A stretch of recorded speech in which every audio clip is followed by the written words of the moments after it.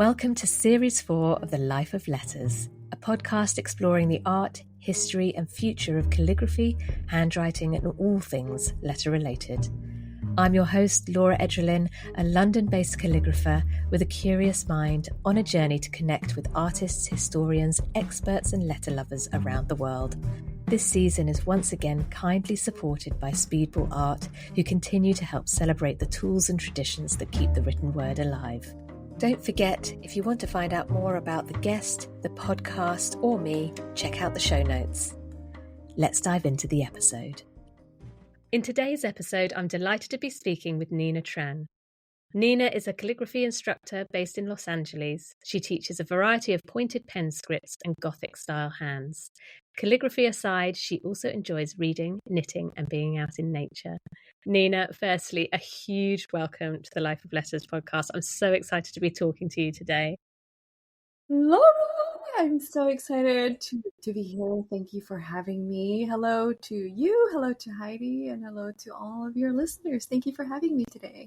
Thank you, Nina. And to be honest, that little intro bio totally downplays the kind of incredible person that you are and the person you are to a lot of people, especially I've seen all your work on Instagram and all the things that you've done over the last however many years, which we're going to come on to. But I know that a lot of people will be familiar with your name and have met you at various calligraphy events and all sorts of things. I wanted to start back in sort of 2015, which I think is where your calligraphy journey began. Can you tell us where this interest in calligraphy came from? Yeah. I thought about this question, and it's funny how our story changes over the years. I think that if you had asked this question in 2016, I probably would have told you a different story. As I was thinking about the story, Laura, I was like, I think calligraphy actually came to me. It hunted me down. I was just minding my own business, and calligraphy found me actually when I was about 13 or 14. So this was in 1998, and I was given a calligraphy kit, and it was like it was a fountain pen kit, and it had an exemplar of italic and Gothic stuff in it.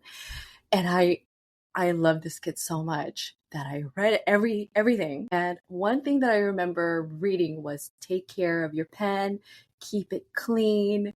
And so I took that a little bit too seriously. And so after every single time I used the fountain pen, I would take it apart, I would wash it and then dry it and then, let it dry. And then the next day I would practice again. I would reassemble it, put the cartridge in, and I would practice for, 30 minutes to an hour. And then I would disassemble it and clean it. And you know what that does to a fountain pen, right?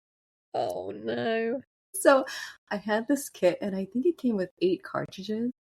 And the cartridges only lasted me about 2 weeks because I kept washing it out and cleaning it like I thought I was supposed to do, not really knowing that, you can keep the ink in there, you can keep it together. It just means, keep the nib clean and free of debris. But I didn't know that. And so after about 2 weeks, the kit ran out of ink, and I thought, well, that was nice. And then I just kind of set it aside, and at the time, I didn't know that you could buy more ink cartridges. And also, I lived in a household where art was kind of not really encouraged. Like, it was a waste of time kind of thing that you're doing. You should really be focusing on math and English and homework, like the real stuff. So I just never asked, and I didn't know that you could keep going and buy more stuff. And I just really had no idea. So that was my short-lived introduction to calligraphy when I was about 14. And then at the end of 2014,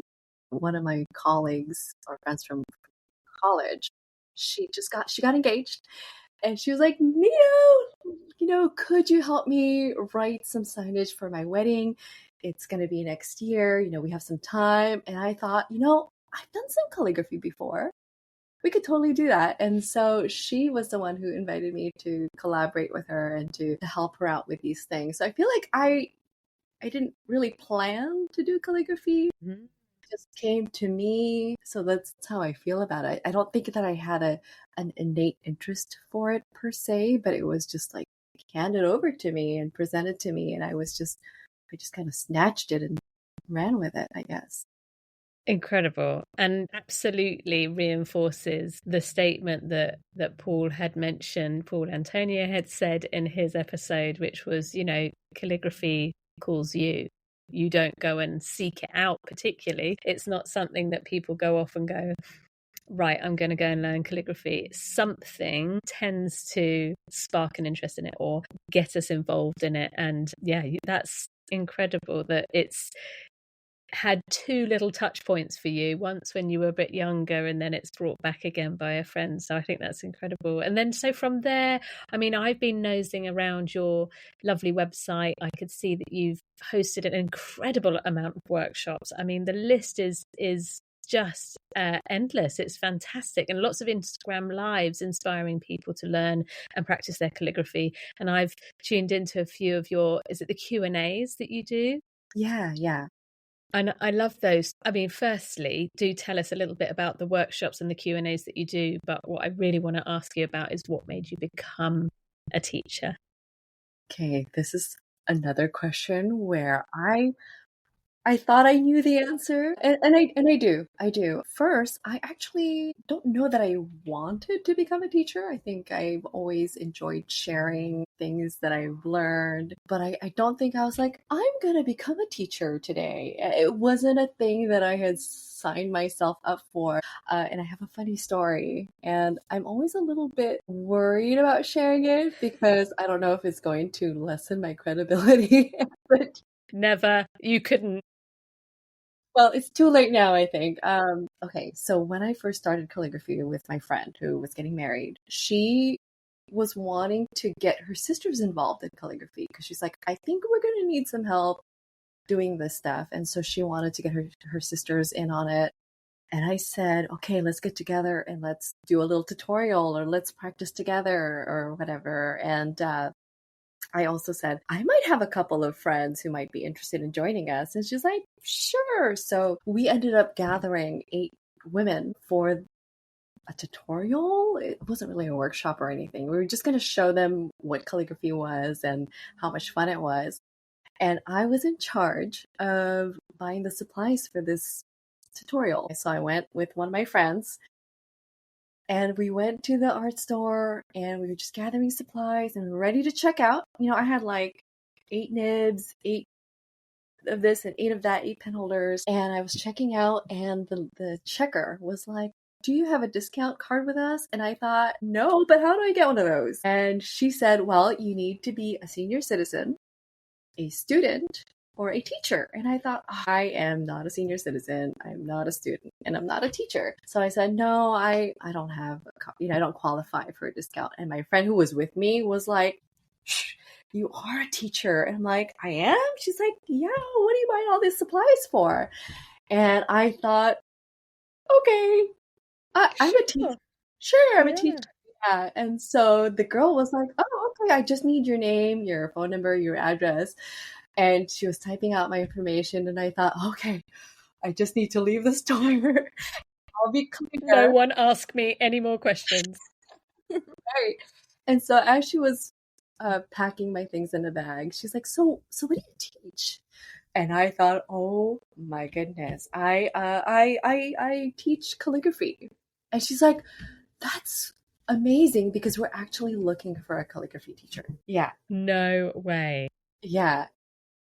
And so I was looking at my friend and she was looking at me like, well, don't look at me, So what ended up happening that same day is she called her manager over. And mind you, she's already got my name.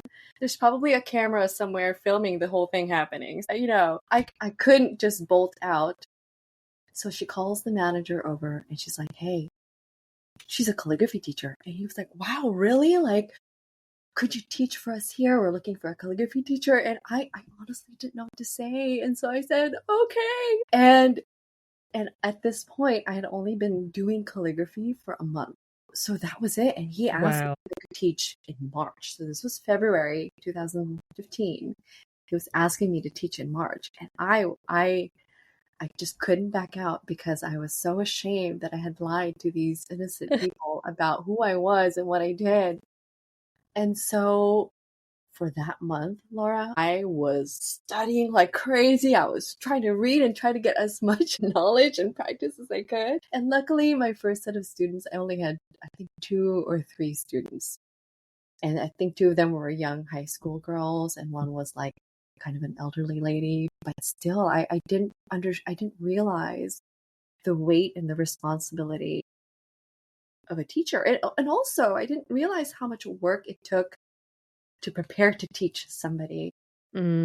So that was an accident. And then that same art supply group would ask me to come back again. So I taught for them about 4 times that year, or in 2 years before they kind of closed down.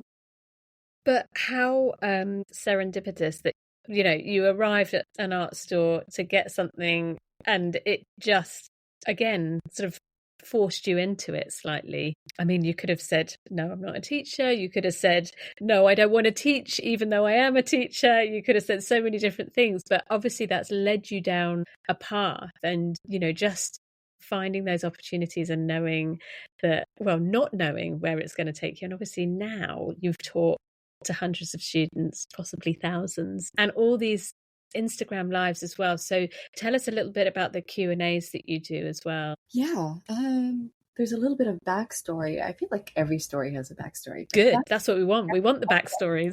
Okay, get your tea and cozy. So are you familiar with the hustle culture? Yes. So I feel like there's a new hustle culture that's kind of emerging, but there was the one that was happening around 2010, 2015, like, in that time. And I just so happened to be kind of interested in that at the time. I felt like that was something that was really resonating with me because I was a stay-at-home mom. And so I felt like I didn't have a lot going on outside of my family little bubble. And so the hustle culture really appealed to me because during that time I was having a midlife crisis where midlife crisis, a quarter life crisis. I was only 30, but I was having a crisis because I had gone to college, but I wasn't doing anything with the thing that I studied. And I was just, and I'm doing air quotes for those of you who can't see, I was just a stay-at-home mom. And so I just felt like I didn't have a lot of self-esteem. I didn't have a lot of confidence. I felt like I had kind of maybe missed out on the career thing that all my friends were doing. And so I was wanting some success in my life, but I just didn't know how to do that without going into the workforce. There were only so many things that I could claim success in. You know what I mean? Of course, raising children is a whole other topic that we could talk about, I'm sure. But, something that was just mine, I didn't really have that. I was giving and giving to my family and my friends, but as far as my own self, I didn't have something that was just mine to have and control and be proud of. And so when you're in the hustle culture, you kind of recognize other people who are also in the, with that, having the hustle vibe. And I met this girl who was wanting to do challenges. And he was like, let's do a challenge. And it started with ABC's challenge. And she and I actually started an account called the Hand-Lettered ABCs here on Instagram. And we would host challenges, weekly challenges of like write a letter a day, or we would have a theme of the week or a theme of the month, like write something in black and white or write something with flourishes. It was a really fun thing. And we were able to really not just practice together, but get other people excited about practicing with some kind of direction. So where are you? Have you already learned a bit of calligraphy by this stage, or is this after you've done a bit of the teaching? So this is all in 2015. I feel like a lot of my calligraphy journey has really been because I was at the right place at the right time. Mm-hmm. And when you don't know what you're getting yourself into, you're more likely to say yes to it, right?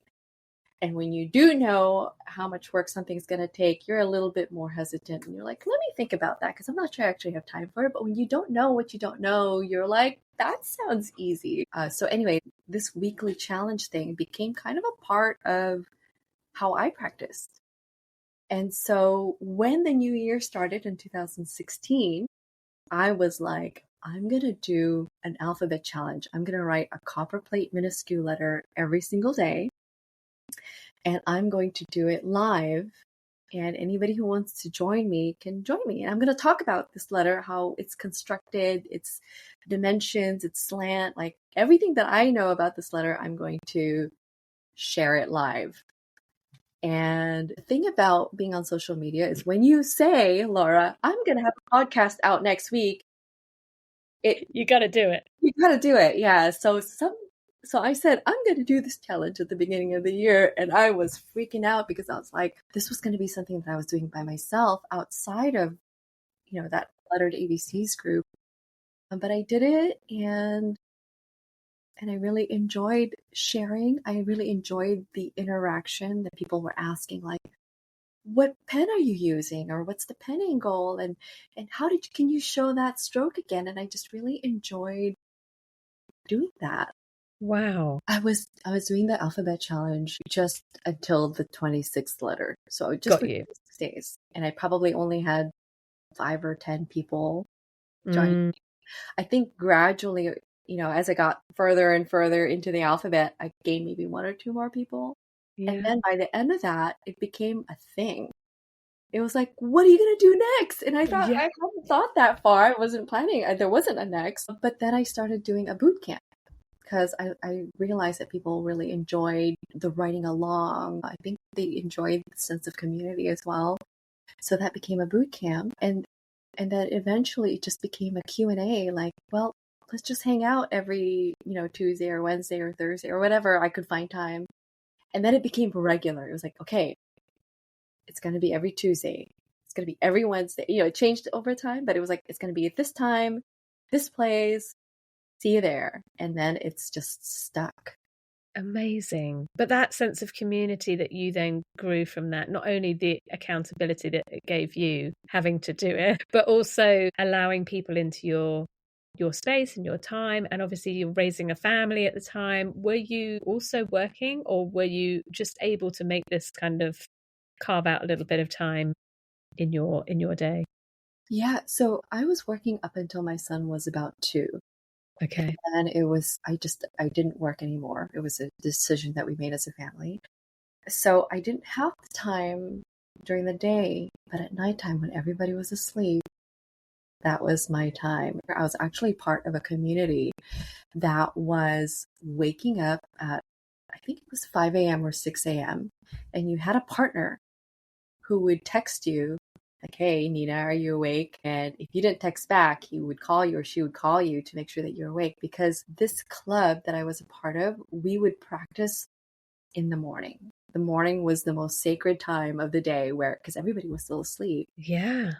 And so you had about maybe an hour to do whatever you wanted during that morning. And so that was part of my practice, was just getting the time, carving the time in the morning, and just crazy early hours, and then reserving a time in the evening when everybody was asleep and kitchen was clean and everything was picked up. And that would be kind of like my winding down time.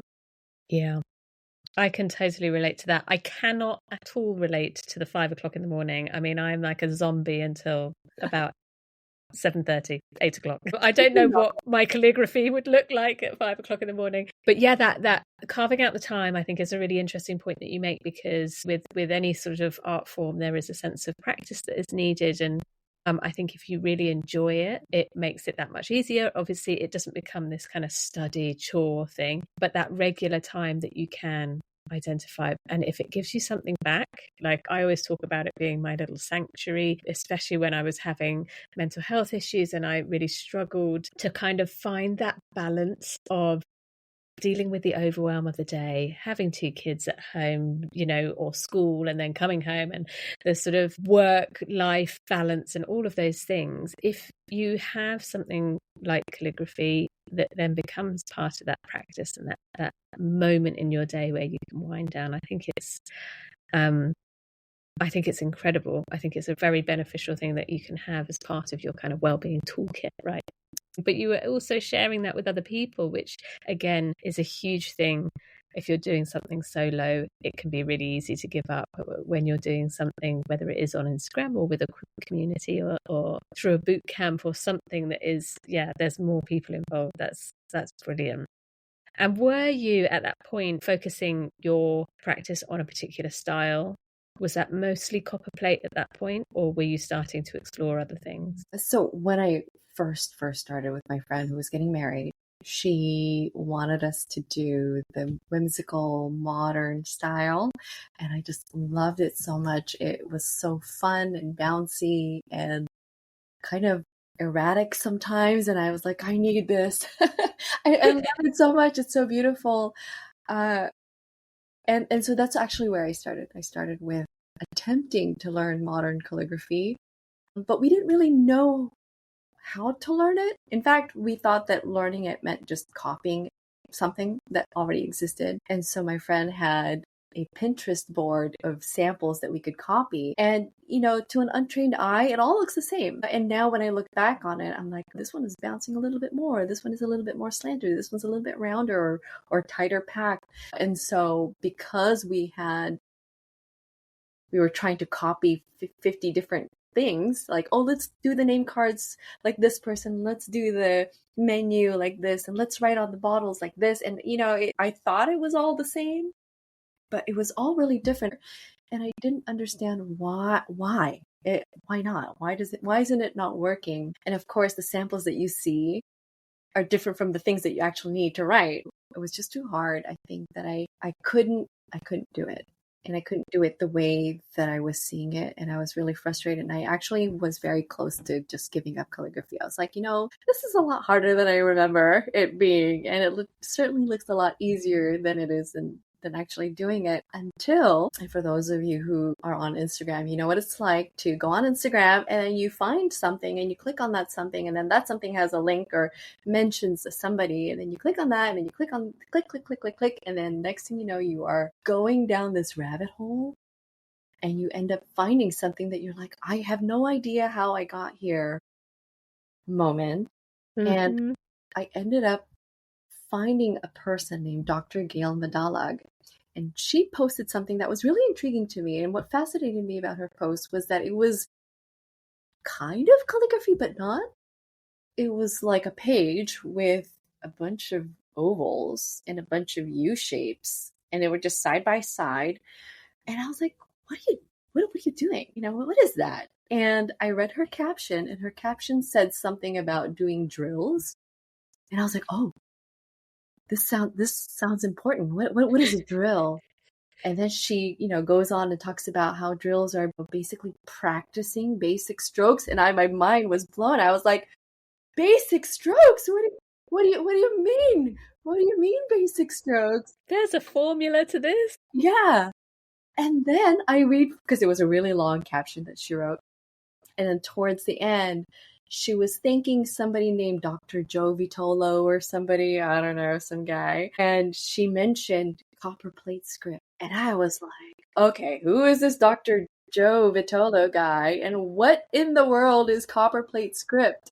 What do you mean there are basic strokes? What do you mean you should do drills to practice? Like it just blew my mind, because I love logical things. I love things that are put in an order or like step-by-step ways. I love defining what things are and identifying them so that I could put them together and so that we could talk about them. And so here was this modern calligraphy thing on Pinterest that I was copying, that I didn't know anything about what was going on in those letters. And then here's this presentation of how to practice, what to practice. And she also, in her post, she would point out details like, oh, this and this should be the same height. And she was really kind of illuminating a method for learning. And so I had to know more about what this copper plate script was. And so I guess that would be my first formal hand that I tried to learn. Isn't that amazing, though, that, again, I mean, it's just all these dots lining up, the fact that you'd gone down a rabbit hole, happened to find her post. I love that. And I love that it sparked, just as you were about to go, do you know what? This isn't for me. I can't do it. I can't get my head around it. Actually, hang on a minute, something's unlocking here. Hang on, there is a way to do it, and I can do it. And I get to totally enjoy it as well, because it ticks all the boxes that fuel your interest in learning something, which is brilliant. And that's, so I know you've got copperplate, Gothic styles that you do modern monoline and Spencerian and Stunt Roman, which I desperately want to ask you what that is. But what was your kind of process to learn all of these different ones? Or did you, once you got copperplate under your belt, were you like, right, teach me everything? Right. Yes. Yes to all of that. Yes, all of it. If you're enjoying this episode and fancy supporting the podcast, you can literally buy us a coffee. Head to the link in the show notes. It's a lovely way to help keep the Life of Letters going. Thank you. Now let's get back to the episode. I'm just going to keep going back to being at the right place at the right time, because that person that I follow, Dr. Gail Madalag, she's no longer on Instagram.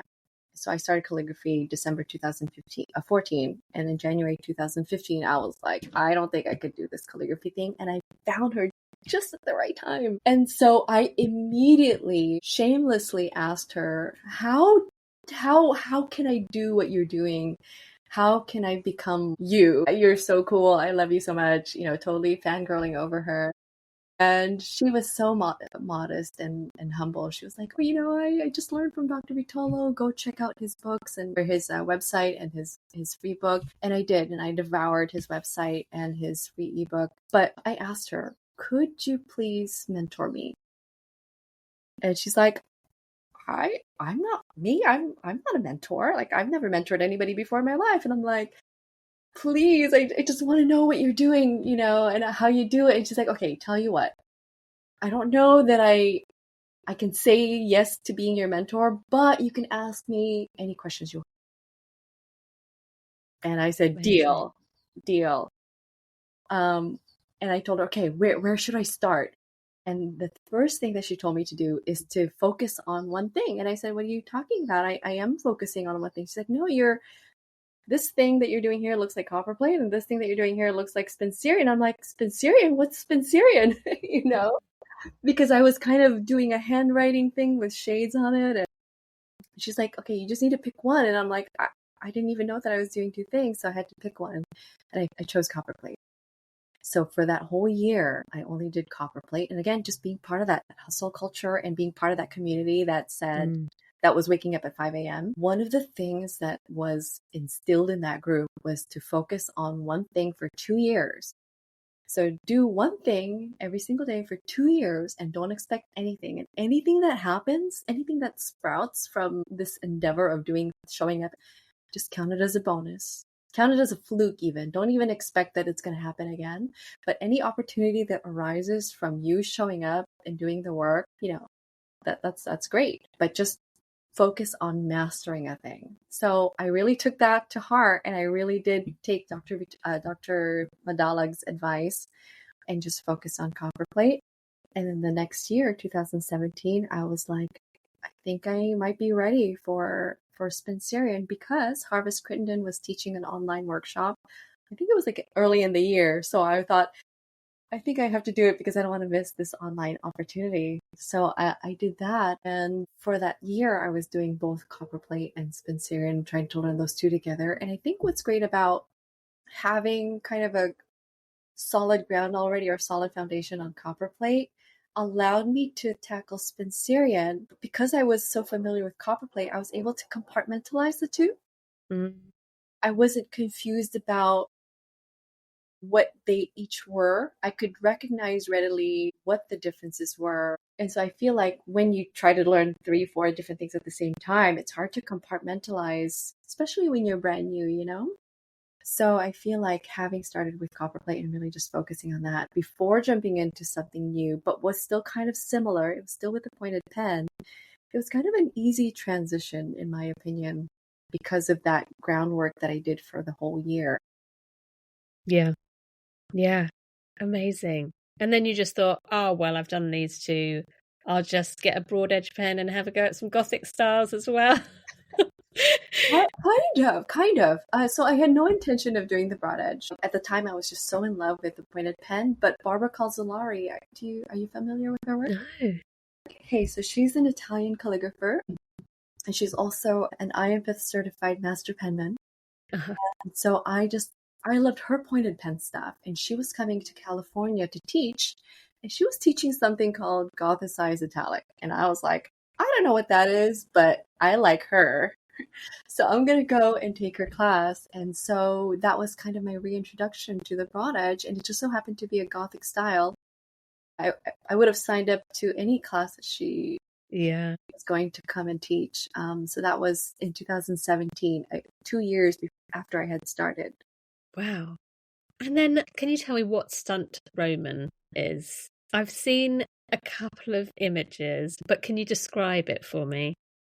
Okay, so Stunt Roman is a style that was developed during the age of sign writing. You had these sign writers who had to create signage for like fruits, or they had to create signage or sale signs outside of on windows to show like if a sale was happening or if there was a deal, or to basically advertise things that were for sale. So, show cards. They're called show cards. So Okay. people were writing show cards, and they needed to write letters that were punchy, that were like interesting and not, ordinary and boring. And so something that was stunt was kind of like showy and flashy, and Stunt Roman are kind of showy, flashy, showing off letters based on Roman letters, so like foundational or humanistic or Roman capitals even. So it's those letters, but you play with them. And so you compress some letters and you exaggerate the roundness or width of some letters. And so you compress certain letters, particularly letters that are vertical, that have a lot of like vertical strokes in them, and then you exaggerate the ones that have curves in them. You get this contrast between really tightly packed letters and really wide letters. So it's your eyes kind of like go, ooh, your eyes are intrigued because there's this pattern that's been being broken where you're so used to seeing letters that are well spaced. All the letters have similar counter spaces. And here's one where it's like visually appealing because of the contrast between narrow and wide letters. And it was just really playful, a playful way to play with Roman letters and give them kind of a new look. Wow, I love that. Yeah. Yeah. So, and with those letters, what kind of nib or pen or tool are you using to create that particular style? So that style, you can find samples of a lot of different ways to write Roman letters in books like the Speedball textbook. And in the Speedball textbook, of course, it's a Speedball textbook that was designed to sort of promote and advertise their pens. So in the book, they suggest writing it with a Speedball C nib, I think size 5 or size 6, a really thin one. And they also have monoline nibs, and that's called the Speedball B series, where it's a nib, it's a bent nib. Okay, so the story goes is that the person who invented this nib was writing and he dropped his pen onto the floor and it bent. I don't know how true that story is, but instead of tossing the pen, he decided to play around with it, and he just had this idea of creating this bent nib series. Anyway, so in the Speedball textbook, they recommend using these bent nibs, but for me, I just use a ballpoint pen or just a mechanical pencil or Sharpie or just a regular marker, any really monoline tool. So for my Stunt Roman, I just use monoline tools. Great. And I guess is it more about hand drawing the letters rather than stroke by stroke created letters? Yeah, I do both. So I do the monoline part, which is stroke by stroke, but then I also teach a sketchy Stunt Roman style, and that's we really pencil in the serifs and fill in little things and really give shape to the letters by building up the letters. Okay, and my last question about scripts, I've picked your brains enough, but I actually, I'm not hugely familiar with the Spencerian script myself, but I know there's a bit of a difference between Spencerian and copperplate. What would you say really sets them apart? And maybe even when might you choose to use either of those styles? Yeah, so that's a very good question. Well, thanks. Um, I I feel like Spencerian is a much lighter hand in terms of not being as shaded as copperplate. As you know, copperplate has every downstroke, or nearly every downstroke, has a thick. It is thick. You apply pressure to the pen and you get a thick stroke. Whereas in Spencerian, first off, not every letter can be shaded, which is interesting. So, for instance, the letter E is typically not shaded, whereas a letter like an A, sometimes it can be shaded, sometimes it could just be a hairline. So it's there's a bit of choice as well, but there are some letters that are like, no, we don't usually shade that, at least not in the standard style of Spencerian. Of course, you could shade whatever you want.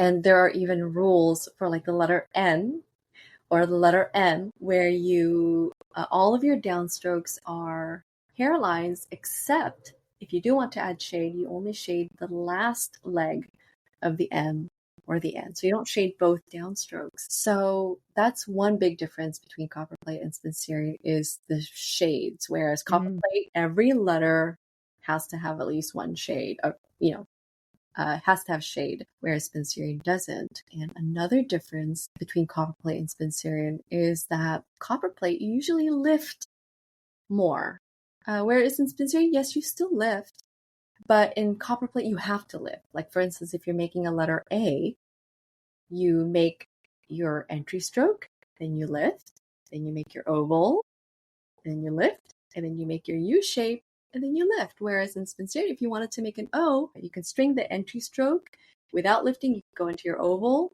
and without lifting from your oval, you can have your exit stroke. So it's much more cursive and much more fluid.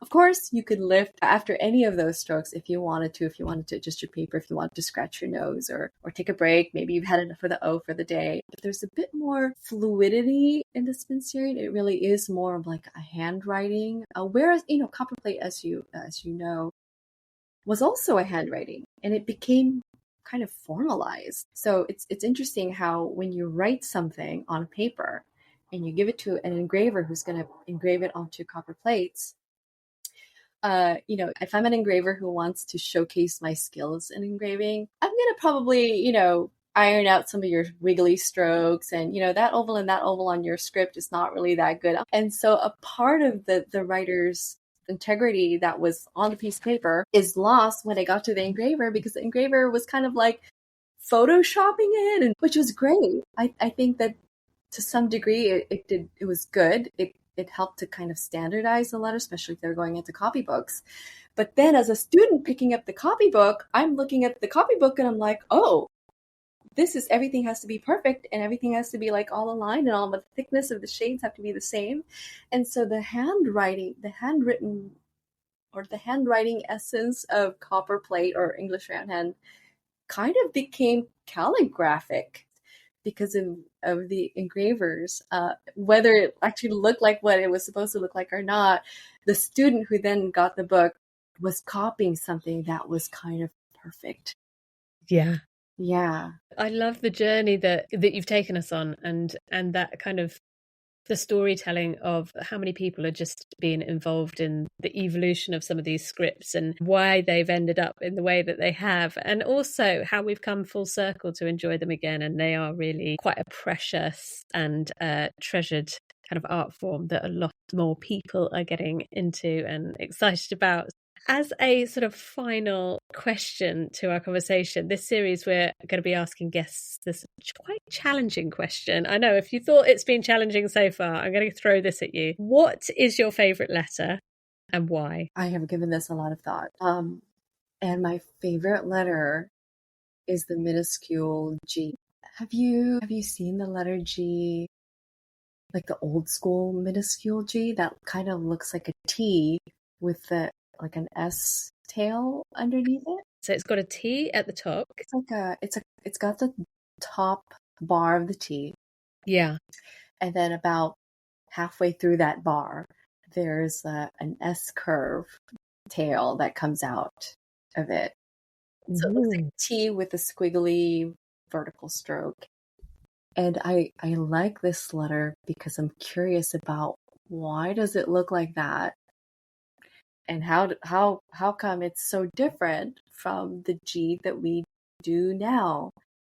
And I'm still doing research on it just for my own pleasure, and I'm still trying to really understand. And so I know I wish I could show you. Oh my God, I'm fascinated. I did not expect this question to go down this this route. What I found is that there are two ways that this G came about. For the G sound, they used to use a letter C, and the letter C, they just added a little line at the bottom to distinguish it from to turn it from a C to a G. And so in calligraphy, letters change because of the way that they're written. Sometimes they get lost in translation. Sometimes, like if I was trying to copy something that you wrote, but I didn't know exactly how you did it, I might do it in a different way and it might turn out different. But oftentimes what happens in calligraphy is that a letter starts out in one way, usually in the likeness of some other already existing letter. In this case, it started out as a C. And if I was writing this letter really fast, instead of taking my time and writing a C and then writing the bottom stroke and then going back to the top, what if I wrote the top first and then, because I don't know the ductus, because maybe I'm not the scribe, I'm not sitting with you asking, so how do you make this letter? And so instead I do it in a different order. And then I also write it at a different speed. And I kind of maybe fuse the strokes together and it becomes something different. Back then, scribes were copying other scribes, or if I went to France, let's say, and I bought a souvenir from somewhere and had something written on it, and I brought it back to England or I brought it back to America, and then we tried to kind of assimilate it into our alphabet, it might become different from how it was intended by the scribe because we're not there with the scribe and we can't ask him questions. And then if you look at like the Merovingian scripts and you see that letter G where it's a top bar, a straight line at the top, and then it's a squiggle S curve underneath. But then there are ligatures. The Merovingian style was fusing letters together left and right. I mean, that letter G took two forms. And when it was not ligatured, it was just straight with a squiggle. And when it was ligatured, the top bar made like a loop at the top and then went downward to connect to letter I or to letter R. And that loop at the top became a counter space. My goodness. And then after the Merovingian style, you had the Carolingian style, which came after it. And so imagine that you're the scribe responsible for creating or for developing Carolingian. You're like, okay, I need a G, and the alphabet that came before you or that you were surrounded with was a Merovingian one, and you had to just pick one. You can't have two G's because you're trying to create something new and you don't want to have too many variations because you want something that was very legible. And so I imagine that the person responsible for developing Carolingian was like, I think I'm going to pick this one here with the counter space because that one looks too much like a T and I don't want to confuse people. So I'm just putting myself in the place of that scribe who had to pick. So in the Carolingian one, you have the closed G, the one that has an oval at the top, and it has a squiggle, which is sometimes open. And anyway, I'm digressing, but that is why I love the G. And I don't have an answer. I don't actually really know why. These are just things that I've speculated or read about, and I'm just fascinated by this one letter because it's so different from how it started and how it ended up. And why is it sometimes that we have only one closed counter, and why do we have two? Or what's the ear about? Why does it have an ear? Why? I know. Right? I know. We need to go on a whole adventure, go through the alphabet. I mean, that is another massive topic that we could go into, but I love that. I absolutely love that you already have a letter that you're fascinated with, and that wasn't a complete surprise question that you had to sit there thinking about. It's been so lovely talking to you, Nina. I mean, there's lots and lots of things that have been mentioned today, and I want to make sure I collect all the little things that you might have referenced throughout our conversation. I'll make sure we put them in the show notes, and if there are visuals, especially for the letter G, I can link to any images, so we could do that as well.